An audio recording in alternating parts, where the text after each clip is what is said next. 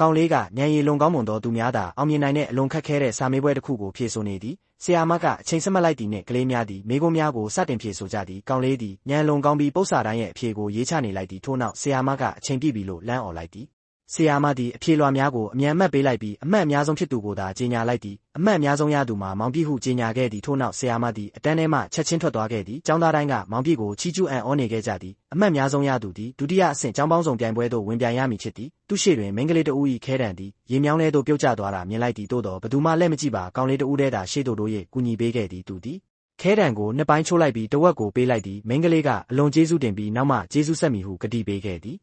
ထို့နောက်ကျောင်းပေါင်းစုံပြိုင်ပွဲစတင်ပါပြီ